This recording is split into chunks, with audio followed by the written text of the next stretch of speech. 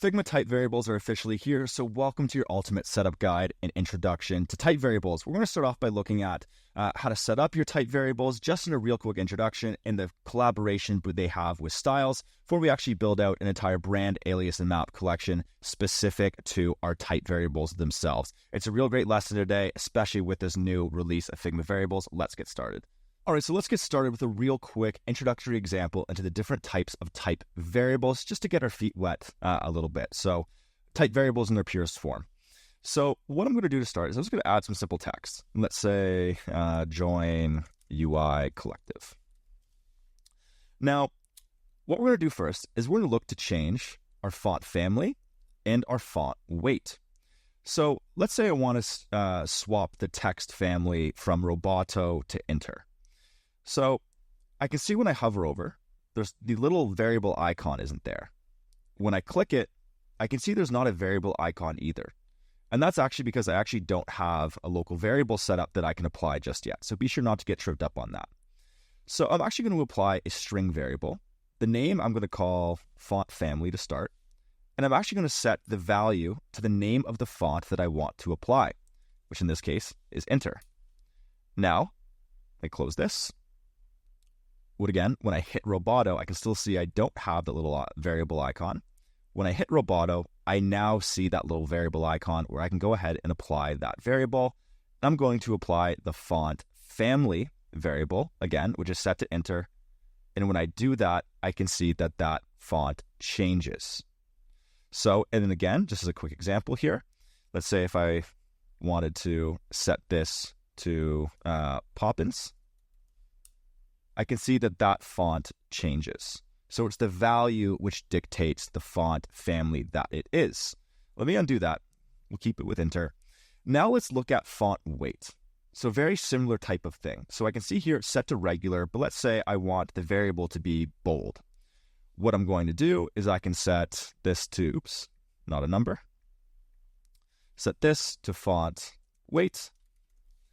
And I'm going to set this to bold. Now when I go ahead, hit the little drop down, I can apply a variable, and I'm going to select the font weight of bold, and I can see that that is applied. So if I want to adjust the font family or the font weight, I have to be using my string variables.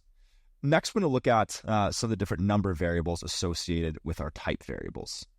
All right, so now let's go ahead and actually look at some of the number variables associated with our type variables. Now, there's 4 or 5 main number variables that we can have here. Now, the first one thing I'd actually like to highlight is font weight itself could also be a number. So if I add a number variable here, let's just say font weight, which is going to be our number, and let's set this maybe to something like 200. And I hit on our font weight, and let's change this to 200. The weight itself is actually set to the value of 200. So it gets a little bit deeper, a little bit more complex when you start talking about weights in terms of numbers. But personally, I just like to keep mine at bold, regular, light, because that's what designers are most familiar with and is also what I am most familiar with as well. So I'm going to leave that there for now. And there's 4 other main variables, or number variables associated with our type variables. And I'm actually going to go ahead and reapply bold. There we go. So first is our line height. And let's set that to a value of 24. Let's also work with a font size. Let's also set this to something like 18. Let's look at paragraph spacing.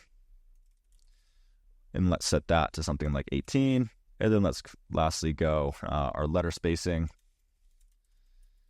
And let's set that to something like 2. There we go. So now let's go ahead and apply those variables, starting with our font size. Let's then look at our line height. There we go, our letter spacing. And then lastly, our paragraph spacing. There we go. Now, one question I did get today is how can we include almost like styles, but in our variables here? Now, what's actually interesting about this release, or this initial release of type variables, is that your variables are wrapped up in styles. So the concept of styles is still there. Your variables are just now able to be assigned within styles. So I'll show you what I mean here. So say I want to make this an individual style that we're going to call body. what I'm going to do, let me close this, is create a new style that we're going to call body. And all of my variables are now wrapped up in this individual style. So when I open up my local variables, and let's say maybe I want to change the font weight to regular and the font family to Poppins, I can see that the variables within my style are updated. So again, your variables are wrapped within your styles. All right, so let's start off with looking at building out our variable library across our brand, alias, and mapped collections. So one thing I'd like to warn you is that this release of Figma variables did just come out. So the approach that I'm going to show you today is the approach that we're taking initially. Again, we still need to validate it when working with some of our design system clients, different organizations that we're working with to build out their own design system to identify what truly is the best possible way to set up your type variables. So this is really just the initial approach. So I'm not saying that this won't evolve over time as we find different ways to streamline things. But if you're looking to set up your type variables, then this is an approach that you can take. So again, we're going to look at building out our variable library across our brand, alias, and mapped collections. If you're not too sure what those collections are, I'll leave some links in the description that go into each of those collections a little bit more in depth. So be sure to check those out. But what we're going to do to start is we're going to set up our type variables for our fonts. So let's start off with a string variable. So let's go type. So it's going to create the parent folder, font, and then let's go weight. Oops, this should be one more folder, weight, and then let's go with a bold. So we have our font weight, bold, and we're going to set that to bold. Let's also go with a regular, which we're going to set to regular.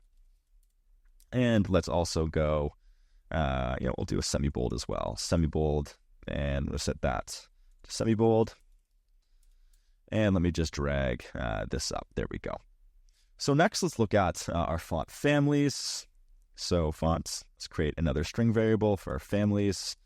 And our first one is going to be enter. And enter is just going to be enter. And let's do another for Roboto, which is just going to be equal to Roboto. Beautiful. So we have our weight and family set up. Next, what we're going to do is actually build out a scale that we'll use across all of our different type variables still within our brand collection. All right. So now let's start off with building out our number scale that we're actually going to use for all of our different type variables. So it is a little bit of a long one, so bear with me here. So let's go into type and let's add a new grouping, number grouping. That's going to be a scale, and then we're going to start off with 100. Now, this first value is going to be set to 8, and one thing I'm actually going to do is set this to -8, and you're going to see why a little bit later on is when we're actually mapping things from Alias Collection to our brand, or from our brand collection to our alias to our map. It does make things a little bit easier, and we can always remove that -8 a little bit later on. And I'm actually going to be following a 4-pixel scale here. Oops, let me delete that variable. Let's go into our scale. And then let's go another number variable. That's going to be our 200-12, which of course is going to be equal to 12. Let's go then one in between. So let's go 250-14, set to 14. And there's also a really neat Figma trick for you, is if you press Shift and Enter, what that does, it duplicates the last added variable. So you will see me use that, but sometimes, I don't know why, I just like to keep it manual, as painful as it can be. So this is going to be 300-16. I'm going to set this to 16. Let's then go with a 400-20, which we are going to set to 20. Let's then go with a 500, which we are going to set to 24. This is going to be equal to 24. Let's then go with a 550, which is going to be equal to 26. Set this to 26. Let's then go with a 600, which is going to be our 28. Set this to 28. Let's then go with a 700, which we're going to set to 32. Of course, this is going to be 32. And if I messed up anywhere here at all, be sure to call me out in the comments. Then let's go with a 800, which is going to be our 36. And this is going to be equal to our 36. Let's then go with a 900, which is going to be our 40. Set this to 40. Let's then go with a jump all the way to 1100, which is going to be our 48. And we're going to set that to 48. And let's go with a 1300, which is going to be our 56. Set that to 56. And then lastly, let's go with a 1500, which we're going to start off with a 64. There we go. So we have our scale that we're going to use to build out all of our different type variables. Later on in this video, if I forgot to add something here, you might see me come back and tweak this just a bit. But next, let's look at building out our alias collection. All right, so now let's work on our alias collection, and we're going to start off with our font family and our font weight. So with this, what we're going to do is let's open up our, let's start with a string variable that we're going to call type. And then let's start off with our font weight, and then start off with our primary to start. So let's go into our font weight. Let's also add another string variable for our secondary, and then our tertiary, so on and so forth. And then this is where we're assigning them roles more or less, where generally, maybe in our brand, our primary font is just the regular, we tend not to use semi-bolds or bolds too often. Those are more secondary or tertiary. So that's what we're actually going to do here. So for our primary, if we go into our brand collection, we are going to look for the weight of regular. Same thing for our secondary. Let's say secondary is that semi-bold. And then our tertiary is then that bold. Beautiful. So we have our font weight down. Now let's work on our font family. So still under type, let's create another ones for font family. And again, these groupings, you can really call whatever you want. So we have our font family, and then let's go our primary font. So this is our font that we tend to use mostly for everything. And we're going to set that to enter. And then let's go into our font family here. Let's add another for secondary. And then let's go ahead and apply, set that, again, tie that back within our brand collection to the Roboto. All right, so now let's go ahead and start building out our number variables for our type variables within our alias collection. So we're going to start off with paragraph spacing. One thing I would like to call it is not going to focus on letter spacing because that's very specific to the individual brand. So we're only today going to focus on paragraph spacing, line height, and size. So still within type is let's create a number variable for our grouping for paragraph spacing. And we're going to set this, the first one, to our 4 extra small. So it's our 4 times extra small. And one thing I'm going to do is I'm actually going to set this to our 100 in our brand collection. And one reason why, again, I included that -8 is because now when I'm building out my alias collections, I know what it is that I'm referring to. Now, if this is your first time ever doing this before, it might just make sense for you just to copy all of the variables and essentially follow a similar t-shirt sizing approach, but you're covering all of the variables. What I'm doing here is I'm actually taking some of the paragraph spacing sizes from one of our design systems, from the UI Collective design system. So essentially, it's just a condensed version based off what we've already built. So if you have any questions on that, please just leave a comment in the description. I tend to respond to absolutely everyone. I try my best to, at least, and I'll help you out as best I can. So what I'm going to do then is that I'm going to add a 3 extra small. And again, because I know that in one of the design systems that we work with and we build, we don't have a paragraph spacing of 12, I'm going to skip that and I'm going to go right to that 14. So then I'm going to go with a 2 extra small, and I'm going to set that to our 16. I'm then going to go with an extra small, and I'm going to set that to our 20. I'm then going to go with a small, and that's going to become our 24. I'm then going to go with a medium, and this is going to become our 26. I'm then going to go with a large, and I'm going to set this to our 32. I'm then going to go with a extra large, and I'm going to set this to our 36. Let's go with a 2XL, which will be set to our 40. 3XL, which is our 48. And then 4XL, which will be set to our 56. And one thing you're probably thinking is, Kirk, a body text isn't going to need a paragraph spacing of 56. One thing you're going to see in our mapped collection is when we actually break that out in between body and heading. So hopefully that makes sense. Again, if you have any questions, just be sure to drop a comment and I'll be sure to get back to you. So next what we're going to do is look at our line height. All right, so now let's work on our line height collection, or grouping, excuse me. So I'm going to go in here and create a new grouping for our line height. And very similar approach here. Oops, line height slash for extra small. We go in here, and now let's start going ahead and building this out. So this time our X for extra small is actually going to be set equal to 16. Come on, copy, duplicate. There we go. Let's go with the 3 extra small, which is actually going to be set to our 20. There we go. 2 extra small, which is going to be set to our 24. Our extra small, which is going to be set to our 26.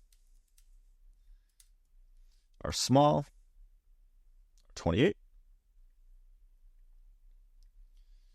Our medium, which is going to be set to our 32. A large, which is going to be set to a 36. Extra large, which is going to be set to our 40. Let's then go with 2XL, which is going to be set to our 48. And then a 3 extra large, which is going to be set to our 56. And again, as I mentioned before, if this is your first time doing this, you've never built out a design system before, you don't have a ton of experience working with your paragraph spacing, line height, spacing variables or tokens, then again, it might just make sense for you to duplicate what's essentially in your brand scale here. But again, because this is the numbers that we're working with here are coming from one of the design systems that we've built in the past, it just helps to clean things up. So again, if you have any confusion around that, just be sure to drop a comment below. And next, we're going to look at our sizing. All right, so now let's look at our sizing. Again, within our alias collection, oops, sorry, not a new group, is let's create a number variable for size, and we'll start off with our 4 extra small. And for this one, this is going to be set to our 12. Let's go with 3 extra small, 14.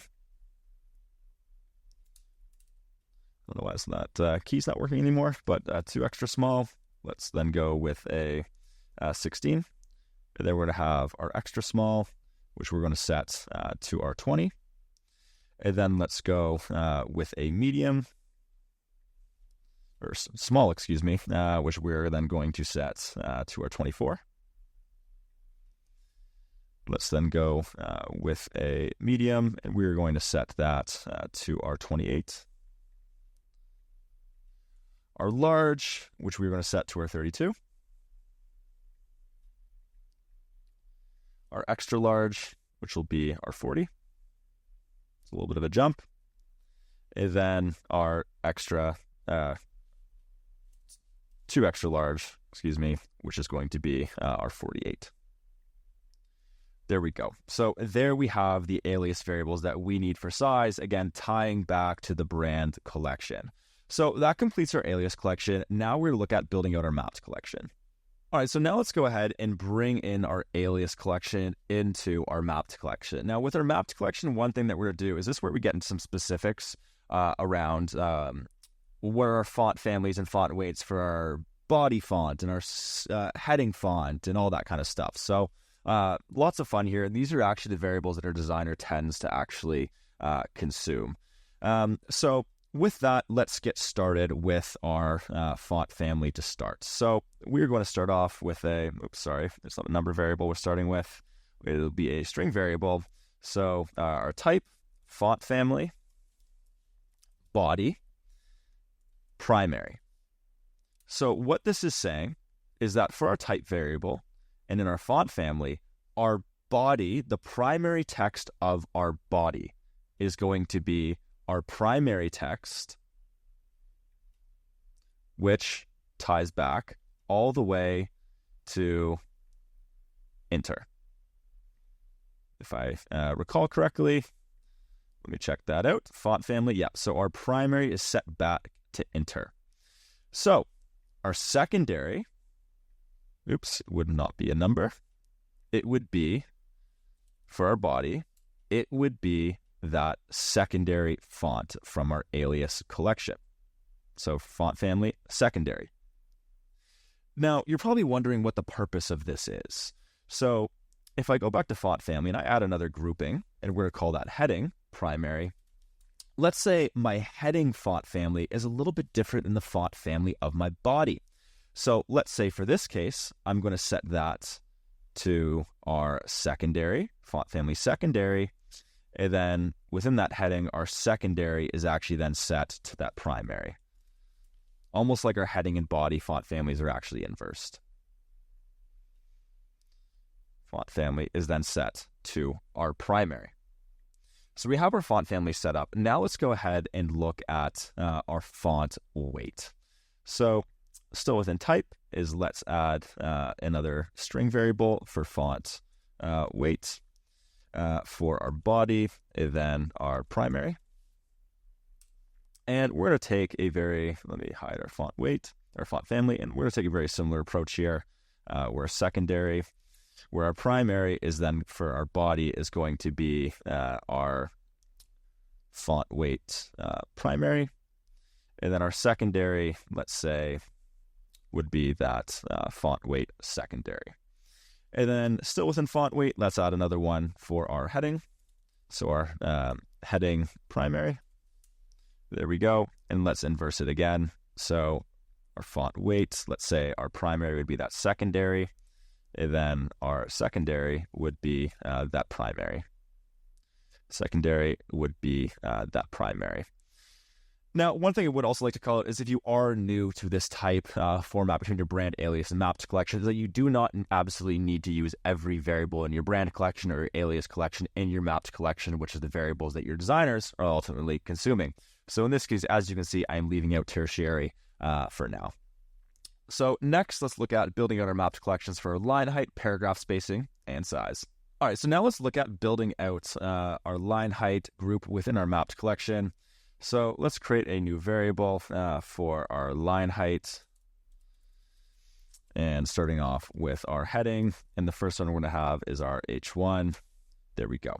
So for our H1, what we're going to set this to is within our alias collection, whereas our line height is our 3 extra large. There we go.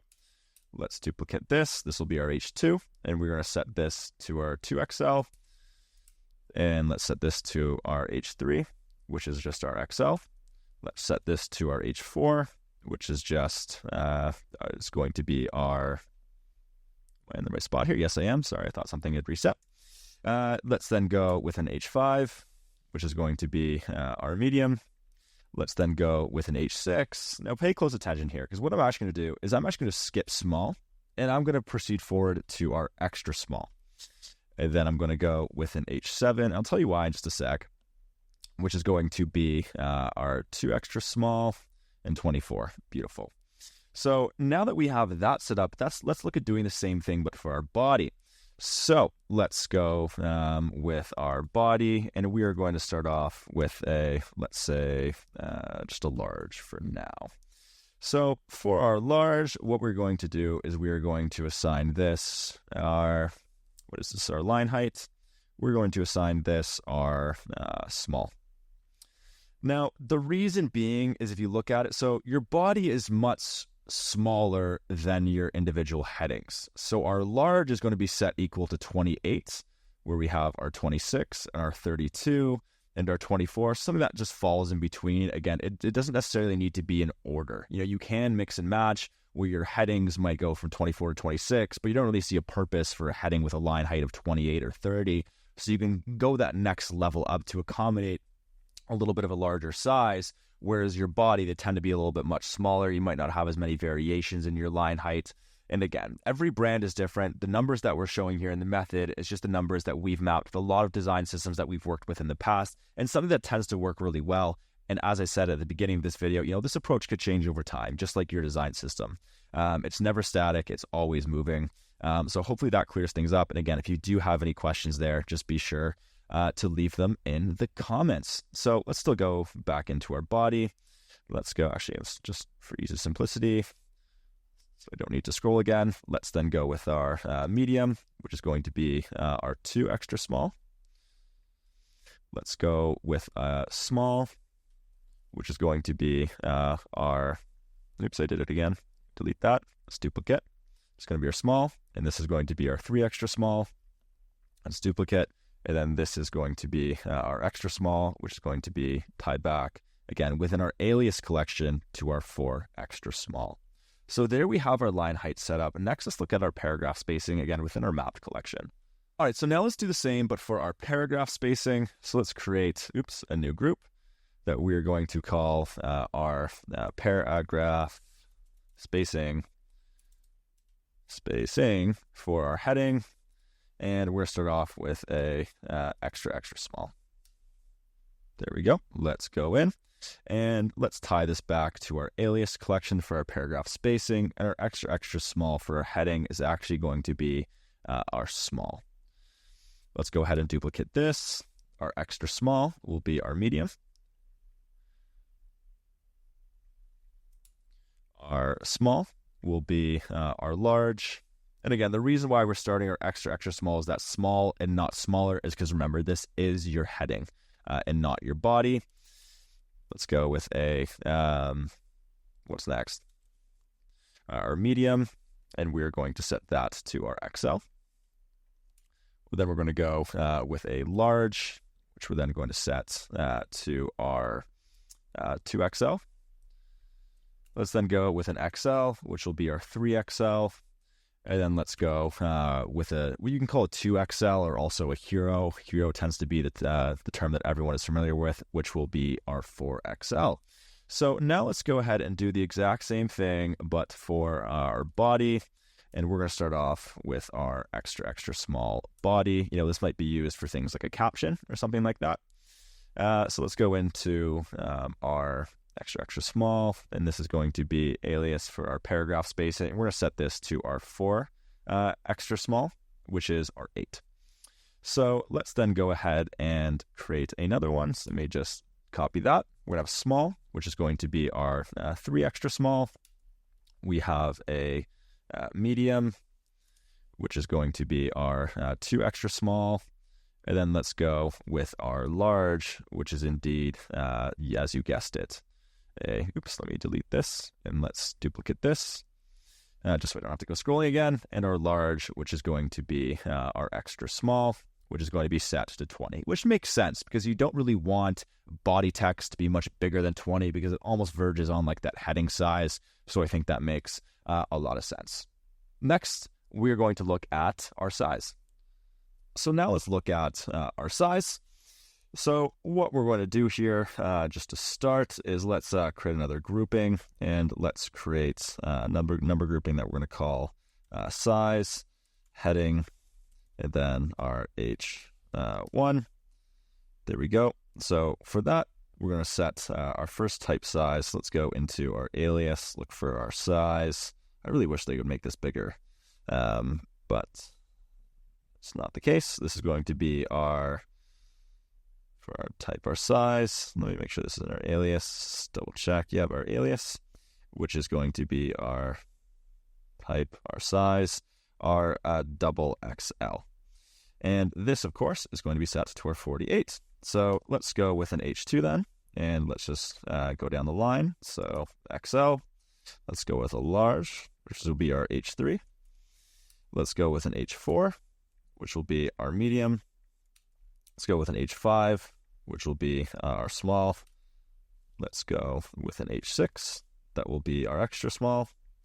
And let's go with an H7. That might be our 2 extra small. So our smallest heading size would then be 16. So this might belong on something like a card, where maybe the weight is a little bit different when compared against, let's maybe say some body size that's sub 16. So just offers us some differentiation. So now that we're in size, let's go ahead and do the same for our body. Starting off with our body extra small. And again, this might be for something like a caption. Where is it? So let's go type size. And for this one, we're going to start off with our 4 extra small, which is that 12. Let's then go into our body. Let's duplicate this. This will be our medium, this is going to be our extra small to start. This will be our small, and this will then be our 3 extra small. So our small will be that 14. Let's go with a medium. Our medium will be that 2 extra small. With our large body will be our extra small, which is that 20, which makes sense. You really don't want a body size greater than 20. And so I think that works just fine. So there we have our mapped collection. As I mentioned before, we're not going to focus on letter spacing today. And now let's look at tying it all together.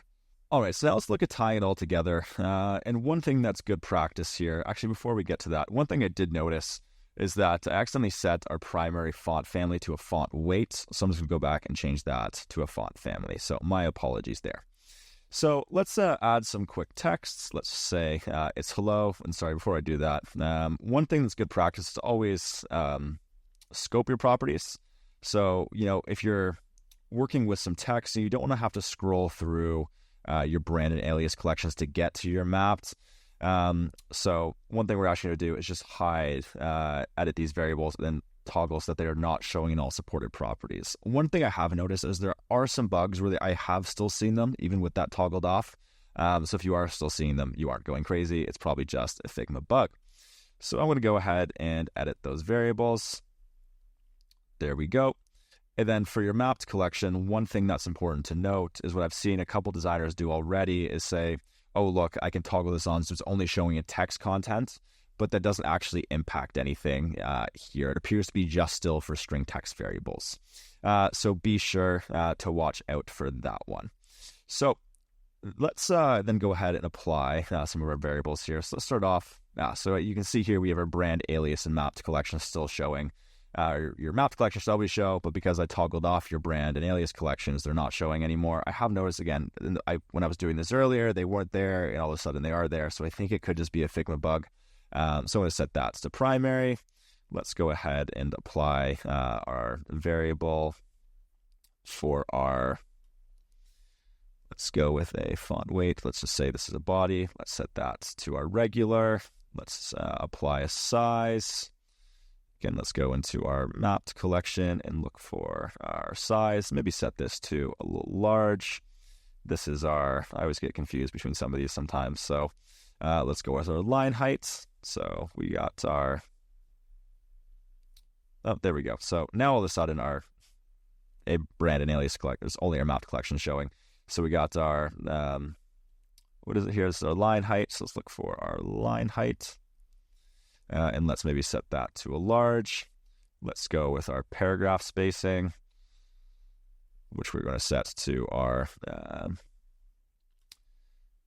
large as well. Let's say it's for body text. We didn't do anything with our letter spacing for now. And then there we have it. So, and as I mentioned at the beginning of this video, we then have to go and apply, create a text style for this.